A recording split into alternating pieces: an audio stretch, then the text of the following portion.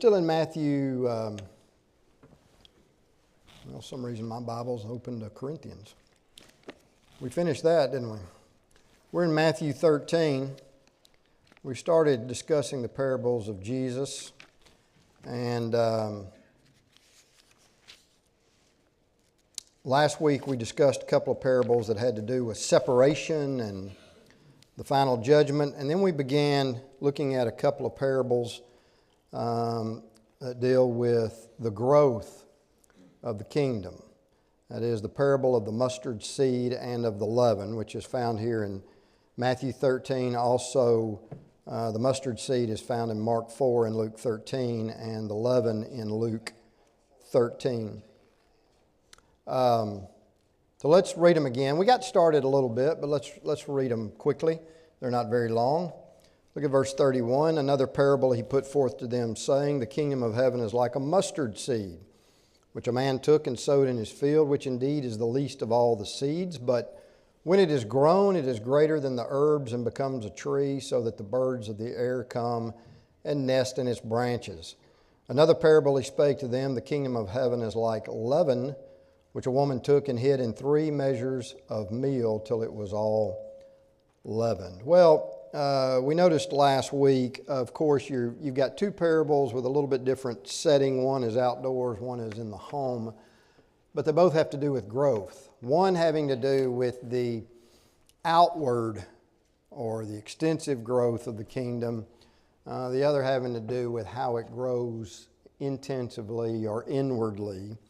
And then we noticed last week that the smallness of the mustard seed was it was used proverbially in the first century. It was very small, but that doesn't mean, just because he says it's least of all the seeds, that it's technically, scientifically, the smallest seed there is. I mean, that was probably the smallest seed they were familiar with, but it was a proverb that was used when you were talking about small things. So to get into as the critics do, the atheists, well, it's not the smallest. That's not the point. The Hebrews during that time would have a garden, just like today we grow herbs for medicinal purposes and for food purposes. They did the same thing. And the mustard seed, the mustard plant, however, many times, because it did grow so large, maybe 10, 12 feet tall and large bush with these branches, you might not plant it in your garden with the others. You might just plant it right outside the garden in the open field. But it would attract these birds who would eat on the mustard pods, the small black seeds in the pods. And so he uses it to teach this idea of smallness, small beginnings, really. Now, last week we mentioned Zechariah 4:10, which talks about despising the day of small things. And that, because it reminds us of that. And so we made some points from that. But that's not really the main point of this parable. I mean, yes, the world is all about bigness and over-the-top showiness and the wow factor. And that's what attracts people many times. And we can do that too. We can get caught up in that. For instance, the size of a congregation. I've heard people, growing up all these years, people, they leave and we're going to change churches because of the size of what? Maybe it's not the size of the congregation, but the size of something more specific. Like, give me a for instance. I'm going to leave your church and go to this church because of the size of the youth group. Right, because after all, I want the church to raise my child. I don't want to do that, right? So it's up to the youth minister and the youth group to make sure my child grows up and remains a faithful Christian and doesn't fall away. So I'm going to go where there's a big youth group, because this big youth group has all these fun activities. So yeah, we do that kind of thing too. Or I'm going to go to this church because, we're a young couple and they've got a large, young adult group. So whatever it is, we kind of do that too, or we have that tendency. But that's not really, although we talked about that, that's not really the point of the parable. The parable focuses its attention on small beginnings, right? We're talking about a seed. But a seed doesn't remain a seed, does it? In fact, really when you talk about any plant or animal or people, that's the smallest point of any organism's life, right? Is when it's a seed. It always, under normal circumstances, gets bigger. And so we're talking about small beginnings. And history's greatest movement had its beginning where? In a manger in a small Judean town amidst a subjugated people. And it's not really unusual for big movements to have small beginnings, really. I wonder, you wonder, for instance, if our founding fathers could return and see how large this country is and how big it's become and now when I say big, not just size, because we're not the largest population, but as far as world importance. I mean, I'm sure it would be a surprise to them in many ways. So it's not unusual for movements to have small beginnings. But you think about this one, and it was born during the time of a very proud and busy Roman world. So how many of the Roman leaders do you think took notice of the birth of Jesus? None. Herod was an Idumean, and the only reason he cared about it because it was a local issue for him, but Augustus Caesar wouldn't have cared. How much did the Roman government care when a penniless carpenter was crucified with two other thieves, right? I mean, that's just another day in the Roman Empire, right? So from outward appearances, you're talking about a very small seed. I mean, how many disciples did he have when he left this earth?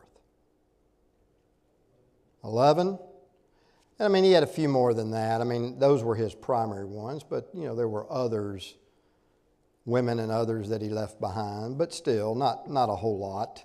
He didn't have an army. Turn over to Isaiah chapter 52,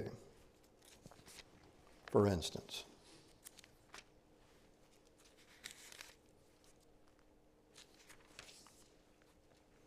Look down about verse 13. Behold, my servant shall deal prudently. He shall be exalted and extolled and be very high. Just as many were astonished at you, so his visage was marred more than any man, and his form more than the sons of men. So shall he sprinkle many nations. Kings shall shut their mouths at him, for what had not been told them they shall see, and what they had not heard they shall consider. Who has believed our report, and to whom has the arm of the Lord been revealed? For he shall grow up before him as a tender plant, and as a root out of dry ground. He has no form or comeliness, attractiveness. And when we see him, there's no beauty that we should desire him. He is despised and rejected by men, a man of sorrows and acquainted with grief. And we hid, as it were, our faces from him. He was despised, and we did not esteem him. Came to earth as a baby, reared in a despised town, by the way. Does anything ever good come out of what? Nazareth? No formal rabbinical training.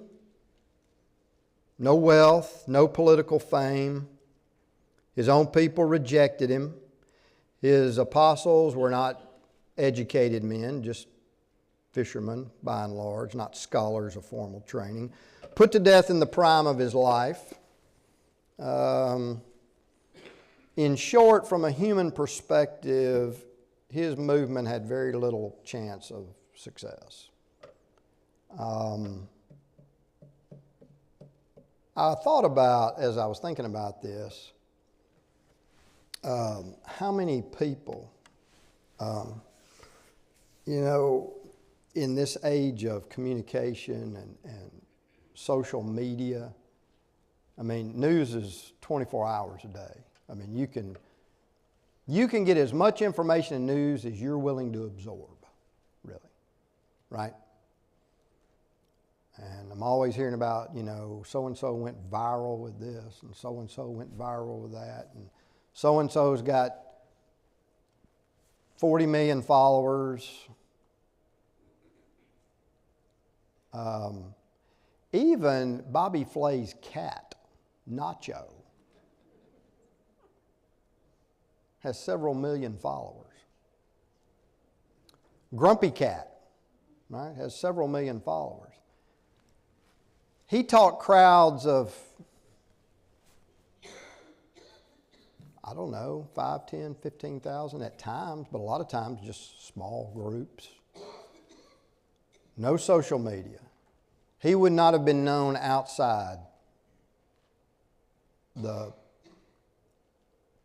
30 by 60 mile strip of Palestine where he traveled back and forth between Galilee and Jerusalem. But look at the growth of Christianity.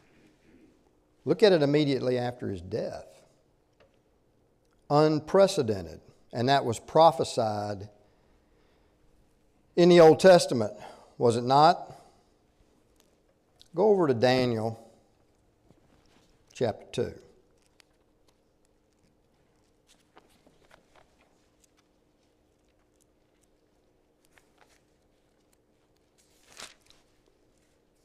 It's prophesied because God always lives in the present. So he always knows what's going on or what might happen as far as we're concerned for people that are time bound. But look down in verse, I'm in the wrong. Nebuchadnezzar has his dream, right? The image, and about the kingdoms and all that, and Daniel is interpreting it for him. So look down in verse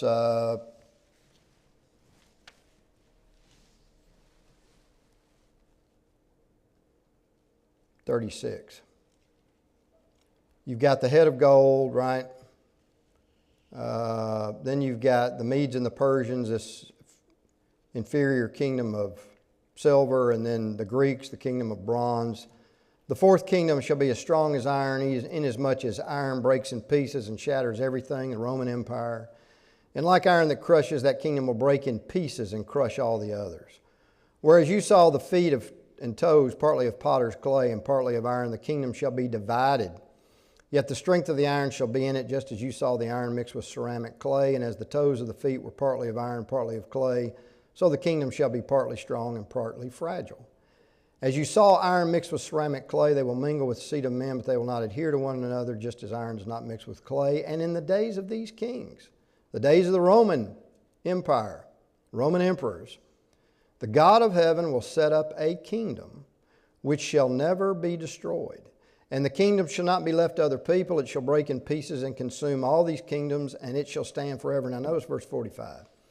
Inasmuch as you saw that the stone, this little stone, was cut out of the mountain without hands, and that it broke in pieces the iron, the bronze, the clay, the silver, and the gold, the great God has made known to the king what will come to pass this after. The dream is certain, and its interpretation sure. Go back to verse 35. The iron, the clay, the bronze, the silver, the gold were crushed together and became like chaff from the summer threshing floors. The wind carried them away, so no trace of them was found. And notice the stone that struck the image became what? a great mountain and filled the whole earth. And when we studied Daniel, we noticed that this reference to mountains represents authority and it represents government. And so from this little stone, it would grow into this great mountain. And so he's talking about the growth of the kingdom. And of course, this also teaches us about the prophecy of God. It always comes to pass. Now, the branches are an interesting part of this parable. It is popular in denominational circles to represent the branches as what? Yeah, different denominations, right? We're all part of the same tree or bush. We're just different branches. What's the problem? A couple of difficulties with that interpretation, but what's the main one? What's the main problem with that interpretation? Well, that's a good point. I mean, the mustard, if you have a plant or a tree or a bush, all the branches are still that kind of bush. But they're going to say, well, we're all, Christians. We're all part of Christianity. What'd you say, Warren? Okay. But the problem, of course, with that is, when did denominations, when did they develop? When did they come along? 1,600 years after. I mean, there was only one church, right? And they would have to admit that. I mean, they can all trace their origins to a particular year in history, and it's after the Reformation movement against Catholicism. So how can it refer to them when it has nothing to do with the New Testament at all, period? The other part is, too, now you're doing what? What did we talk about they used to do to these parables when they would interpret them? What are you doing to it now? If you're going to take every little element and say it's got to stand for something, rather than, look at the one major point, and if you can draw some other lessons, fine, but what are they doing now to the parable? Well, yeah, they're allegorizing it, right? That's what an allegory is. With an allegory, every single detail in the account has to have some meaning. Okay? But that's not the way it is with parables. There's a lot of things in this parable that probably really don't mean much of anything, whether it's the birds or the branches or whatever it might be. I will say this, though. I mean, obviously, this small beginning, it prospers, it prevails, just like the mountain. But I will say this about the branches. It was part of Eastern thought, this idea of branches, on the greatness of an empire. Because the birds, what do they find in the branches? What are they getting there? What's the purpose of being in the branches?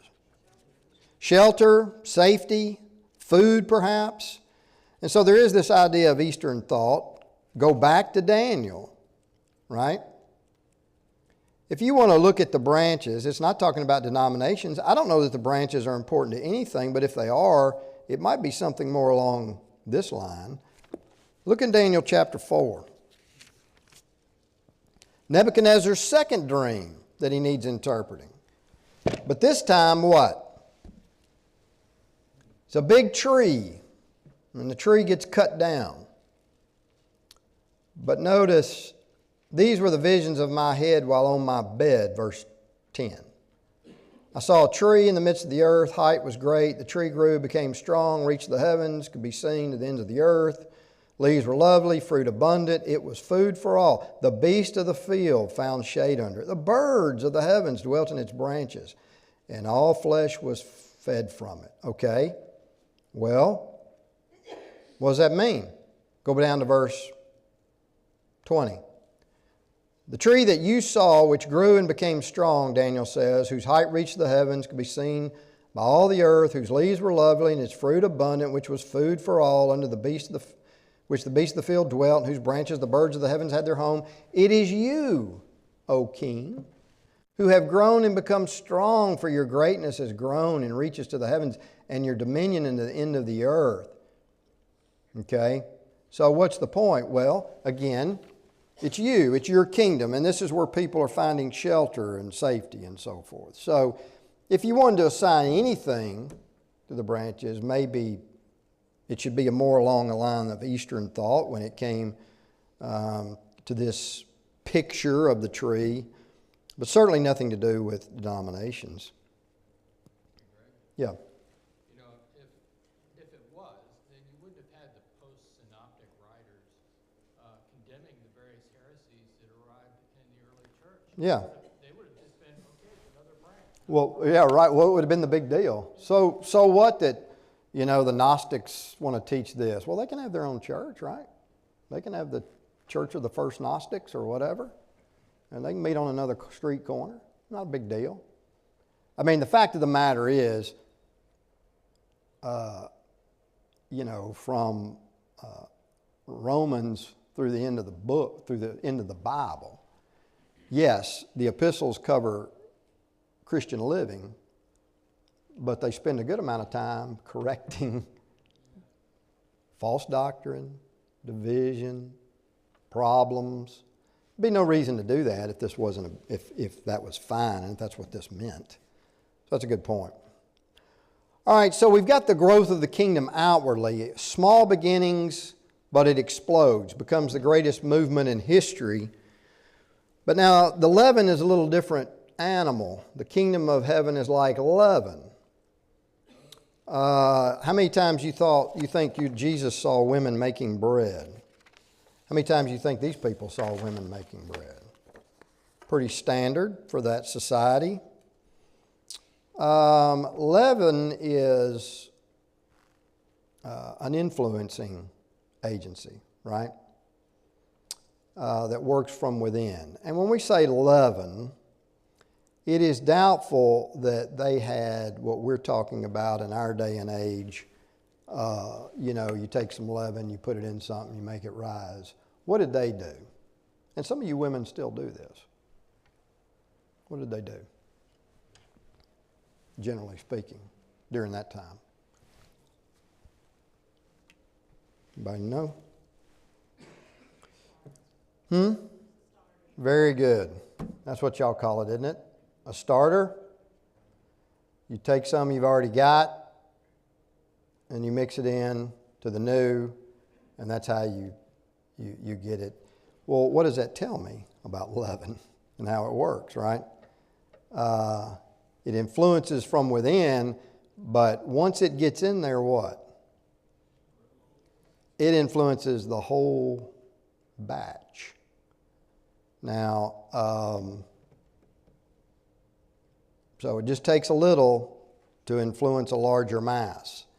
So you keep the dough from the prior baking, and then you insert it into the new mixture for it to ferment. And in the New Testament, leaven is used to symbolize both good and bad. Now, many times in Jewish thought, more often than not, it was bad influence, evil influence, because they identified fermentation with rottenness. After all, during Passover week, what did they have to do with all this stuff? Couldn't even be in the house, right? It's out. It's gone. Nothing in the house during Passover. And so it was identified with evil influence. And Jesus used it that way. Mark 8:15, he warned his disciples of the leaven of who? The Pharisees and Herod. Paul said in 1 Corinthians 5 verse 6 and Galatians 5 verse 9, a little leaven does what? Leavens the whole lump. So he's using it in an evil sense. But, that being said, it can be used in a good way too, and that's the way it's used here, as a strong and pervasive influence. After all, making bread, that's a good thing, right? As far as I'm concerned, it is.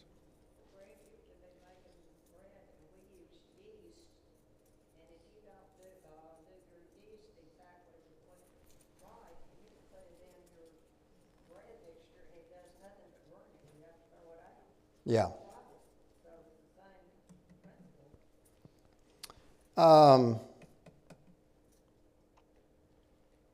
Think about this, the way it's pretty silent, unostentatious. There's a religion today that's spread by force. That's not loving, right? There's a religion today that's accompanied with a lot of pomp and circumstance.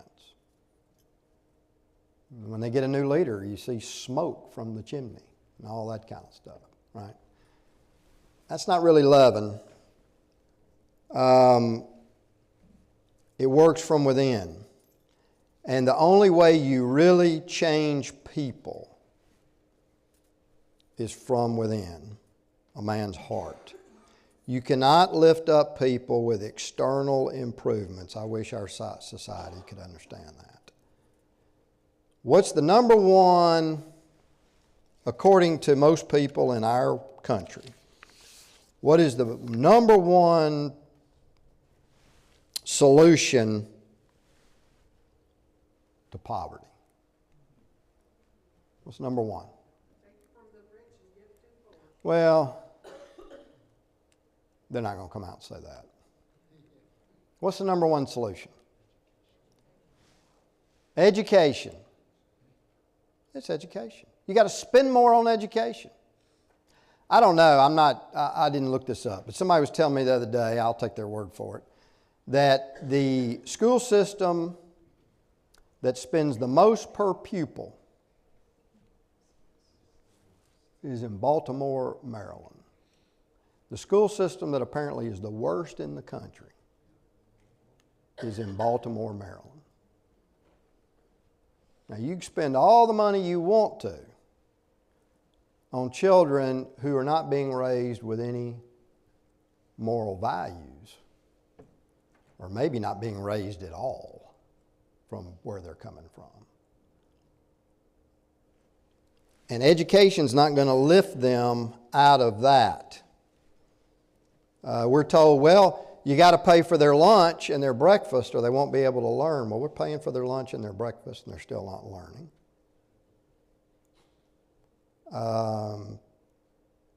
Change comes from, we pass laws.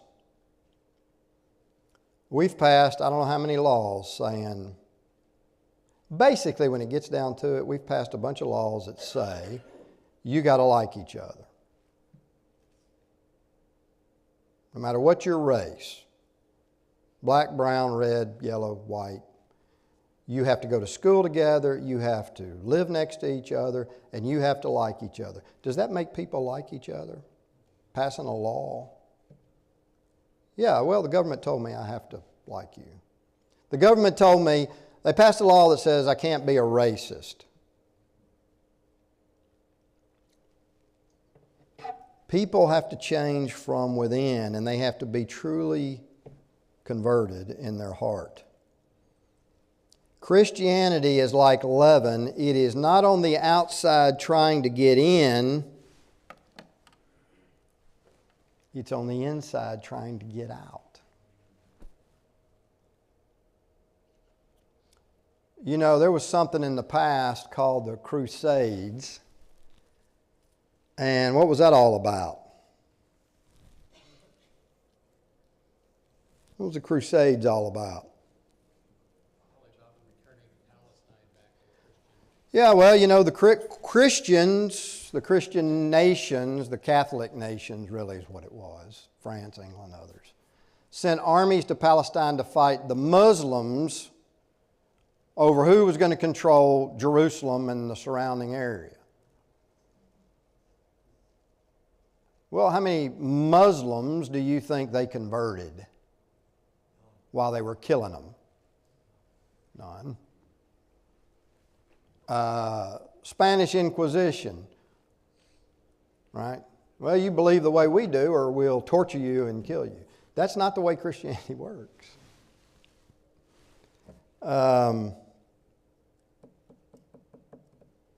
Christianity has a changing quality, and leaven changes the composition of whatever it's in. And change does what for most people? How do most people react to change? We don't like it. We don't like it. It's uncomfortable. Dennis, you hit the nail on the head. It's uncomfortable. It upsets people. It disturbs people. At Philippi, they said in Acts 16:20, these men are Jews and they are disturbing our city. In Acts 17:6, Thessalonica, they said, these men who've turned the world upside down have come here. One place they're disturbing us. The other place they're turning the world upside down. People don't like change. And that's what Jesus is all about. When He comes into a man's heart, he becomes a new person, right? According to Colossians 3, he does new deeds. He thinks new thoughts. He has new ambitions of work and service. In short, according to 2 Corinthians 5, he is a new creation. And Christ has transformed his life. It even changes relationships. Changes his relationship with God, changes his relationship with other person, changes his relationship with his family. And people are uncomfortable with change. But it's contagious, leaven or yeast. Notice what he said here. How did he say it? Till it was what? What's the last phrase? Till it was all leavened. It just takes a little bit. And it takes over. It's aggressive. Doesn't stop till it's spread throughout the whole thing. Who brought Peter to Jesus? Who brought Nathanael to Jesus? Philip. Right? It's aggressive. It just keeps going. And, even its influence in the world. I mean, the world has not been the same since Christ came. And we've talked about this before. I mean, these Christians, they were known for their love. And look at the changes it made in the Roman Empire. Crucifixion abolished. Slavery declined. Infanticide repressed. Gladiatorial games done away with. It's the first time they ever heard of morality when it came to sex. I mean, it was just debauchery everywhere. Elevated womanhood. I mean, by 300 AD, there was even an emperor that was called, quote, a Christian emperor. So, influence, but it starts from within. It starts from within individually, changing us from within, and then it'll also change society from within. But it's not about force. It's not about who can scream the loudest, That's why when Scott, he's talking about evangelism, he's talking about, and sometimes you've heard phrases in the past like friendship evangelism, that kind of, but, you have to, most people, and a few are converted cold, as we might say, cold turkey. You knock on somebody's door, and they're just at a point in their life where they're looking for something, and you just happen to show up, maybe through the providence of God or whatever, but you just happen to show up at their doorstep at the right time with just what they needed. But by and large, most people are converted by who? People they already know and trust, whether it's family or friends or somebody in the workplace or whatever. And that's how it works. It's not, beating people over the head. Any questions or comments? Growth. Outwardly, inwardly. Well, what about value? What about true values? I think these are the last couple of parables we're going to look at in this chapter. the hidden treasure and the precious pearl. Look at verse 34. All things Jesus spoke to them, all things Jesus spoke to the multitudes in parables, and without a parable he did not speak to them. It might be, well, that's not what I wanted. 44, sorry. Again, the kingdom of heaven is like treasure hidden in a field, which a man found and hid, and for joy over it he goes and sells all that he has and buys that field. Again, the kingdom of heaven is like a merchant seeking beautiful pearls, who, when he had found one pearl of great price, went and sold all that he had and bought it. What is truly valuable to us? And it's interesting with these fellows, the Lord approves of the actions of both, but it's interesting. One guy just accidentally stumbles upon it, right? But the other guy was doing what? Man, he was looking and he was searching. But both of them reacted the way they should have. Once they made these once-in-a-lifetime discoveries, they gladly exchanged everything they had to get this. And Jesus is saying, basically, these guys know what's worthwhile. They know what true value is.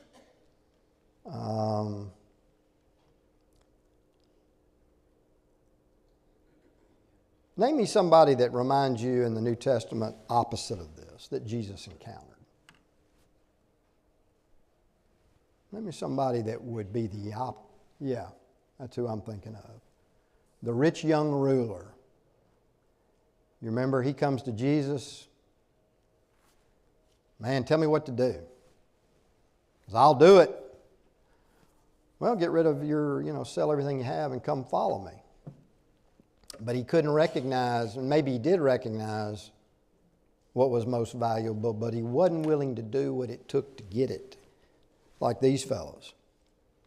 So this is kind of unusual. Why would a guy find a treasure hidden in a field? Why do you think? How many of you bury your savings in a jar, in a Funkin' Wagnall jar or whatever?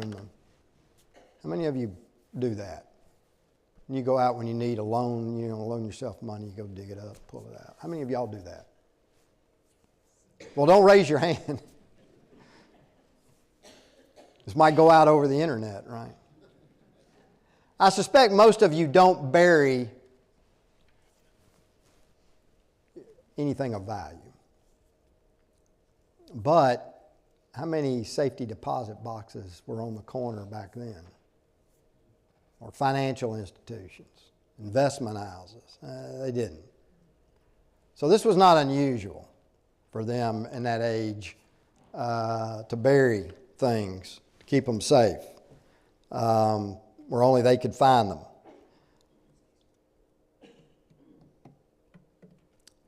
And some guy had buried his, and for whatever reason, never came back and got it. Now, we don't know what happened to him. Did he die? Did he leave? Did he forget where he put it? We don't know. But this guy stumbles along and finds it and sells all that he has just so he can buy this field. Some people have read this. Now, Jesus approves of what this man did. So some people think, oh, well, there's some moral problem here. Well, we don't know what happened to the first guy. And maybe it wasn't even the current owner that buried it. We don't know. We don't know how the treasure got there. Right. Yeah. It could be something like you find gold and it's a gold strike. Mm. Yeah, here's the thing. Apparently Jewish law at the time, from what I've told from scholars, is Jewish law at the time was what I would call elementary school law when I was a kid. What did we always say? Finders, keepers, losers, weepers. That was the law. There used to be some outfit, Alpha Florida, that would find all those sunken treasure ships. And the government wanted to take it from them. I think they won all those cases. I think the finders got to keep it. So finders, keepers. So this guy was within his rights. But rather than worrying about the legalities, you start talking about legalities, you're taking the point of the parable too far. That's not the point at all. The main object is his willingness to surrender whatever he had to get it. So we'll pick up with some more lessons from this parable and the precious pearl next week.